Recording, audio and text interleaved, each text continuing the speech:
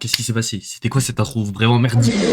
Trêve de plaisanterie, on est là pour avoir un petit problème sur des intégrales. Les intégrales, un de mes sujets préférés. Si vous en voulez, n'hésitez pas dans les commentaires. Pas de problème, on va faire une petite intégration très spéciale. On va intégrer ln de x. Je vais t'afficher le problème à l'écran maintenant. Intégrale de 1 à x de ln de t dt. Et là, tu vas me dire, comment couper? Ce n'est pas possible. Tu vas penser à un truc qui n'a aucun sens. On va faire une intégration par partie. Ah, comme tu connais un peu ton cours, tu vas me dire, mais il nous faut deux facteurs. On n'a qu'un. Qu'est-ce que tu me racontes? Et comme on n'est pas des magiciens, je vais dire qu'on n'a pas le choix. On va vraiment faire une intégration par partie avec ln de. Tu réfléchis et tu vois toujours pas. Du coup, j'ai de réécrire ça de façon à voir plus facilement qu'est-ce qu'il faut faire. Là, dans ta tête, tu te dis, tu te fous de ma gueule. Là, je fais de ma rave. Arrête de raconter de la merde. Tu me fais perdre mon temps. Et non, on va vraiment faire une intégration par partie avec 1 pour ln de t. Oui, oui. Comme tu connais ta formule du cours, que je vais écrire. Voilà, j'ai réécrit ta formule du cours. Bon, juste, j'ai pas trouvé les touches sur l'ordinateur. Du coup, c'est pour dire les images de 1 à x, c'est pas entre crochets UV 1 moins x. Non, non. C'est pour dire les images de 1 à x, 1 en bas, x en haut. Et ensuite, on retire l'autre partie. Et là, je t'ai écrit vraiment comme il faut. Mais vraiment, je t'ai écrit dans le bon ordre. On va appliquer ça un peu comme des débiles. On va appliquer cette règle. C'est pour ça qu'on va prendre u' égale 1 et v égale ln de t. Parce qu'on ne connaît pas la primitive de ln de t. C'est d'ailleurs ce qu'on cherche à trouver. Du coup, on va trouver u qui prime c'est 1, bah u tt comme on est sur t. Et la dérivée de ln de t, c'est 1 sur t. On en vient à ça, la magie du montage quand même. Franchement, j'adore. Et là, tu dis quand même, ah, par hasard, quand même, c'est peut-être un peu plus sympathique. Du coup, on va réaliser déjà les valeurs à gauche, hein, comme on a de telle valeur à telle valeur, on va pas se raballer ça tout le long, on va déjà le faire. On fait l'image en x, ça fait x et ln de x. En 1 et ln de 1, ça fait 0, du coup on n'écrit pas. Du coup, on a toujours moins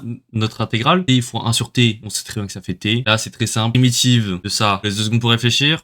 Qu'est-ce que c'est la primitive de 1? Ah, on l'aurait pas fait juste avant, par hasard. Et on va trouver t, du coup, on va faire l'image de x à 1, du coup on va le refaire. Du coup voilà, j'ai fait, bon, l'image en x ça fait x, en 1 ça fait 1. N'oubliez pas que c'est rent f de a moins rent f de b, du coup c'est ça pour la première image du haut d'abord moins celle du bas. Et attention à bien mettre des parenthèses dans ces cas-là. Là on a 2 moins et ça serait con d'en oublier un. Oui, du coup la solution finale qui apparaît très très vite. Waouh! On a x ln de x moins x plus 1. Et oui, attention, là c'est parce que c'est ln de t, c'est entre ça et ça. En vrai, ça sera plus de la forme x ln de x moins x plus c. Ne prenez pas ça pour tout à chaque fois. Vous amusez pas à faire ça, c'est juste là dans ce cas très particulier. Si vous avez à nouveau ça, bah faites par une intégration par partie. Si vous avez ln de t fois quelque chose ou une autre intégration par partie que vous savez pas comment faire, il y a deux méthodes très simples qu'il faut absolument utiliser. Ça s'appelle la méthode LPET pour logarithme népérien, c'est le ln, polynôme, exponentiel et trigonométrie. Dans l'ordre, c'est les premiers à dériver. Le premier, logarithme, on le dérive. Comme là, on a un truc pas beau. Et pour connaître ça, bon, si c'est pas ln de t précisément, c'est pas ça. C'est pas la même constante et tout, c'est pas très sympathique. Du coup, on utilise cette méthode. T'as juste à connaître ça. Ou sinon, il y a les méthodes ALP, mais il faut utiliser l'arc-tangente. T'as l'arc-tangente, et ensuite c'est pareil, logarithme népérien, polynôme, exponentiel, trigo. L'arc-tangente, il y a pas grand monde qui connaît. Il y a pas grand monde qui sont vraiment beaucoup dans la trigo. Vous pouvez l'utiliser. C'est mieux, c'est plus optimisé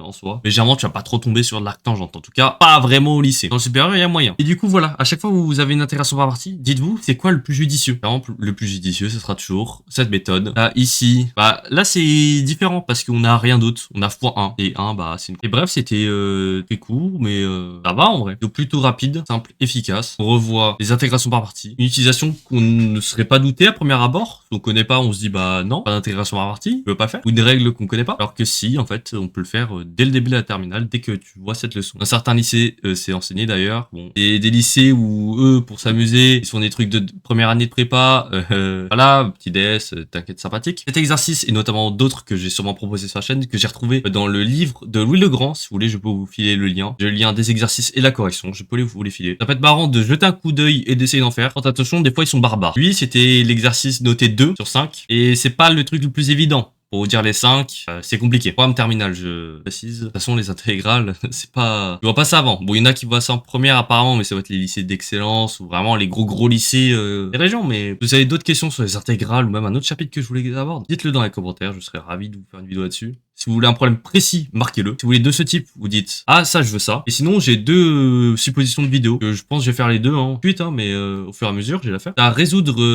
un polynôme de degré 4. Et tu vas dire « Mais non, mais t'as déjà fait avec degré 3 ». Alors non, ce serait avec x4 et x2 plus une constante et faire un changement de variable et avec ça. Et une autre vidéo qui rejoint à nouveau les changements de variables, ça serait avec exponentielle de x au carré plus ex plus une constante. Et du coup, résoudre de nouveau cette équation. C'est deux équations en fait, avec des changements de variables. À la limite, je pourrais faire dans la même vidéo si vous préférez, et faire des équations avec des changements de variables pour s'habituer. On le fait dès la première, moi je l'avais fait en première perso, qui servent à voir les changements de variables, leurs utilités. Je peux aussi vous faire, si vous voulez, Les changements de variables dans les intégrales, par contre, c'est bien plus compliqué à expliquer et à comprendre. Il y en a des très simples. Il y en a quelques-uns de sympathiques avec l'intrigo. Mais c'est pas forcément le plus simple, surtout si on maîtrise pas bien les intégrales, quoi. Faut déjà avoir un niveau correct pour un terminal. Et si vous voulez d'autres vidéos, dites-le moi dans les commentaires. Faites-moi des retours sur le montage et sur le reste. Et sinon, à plus.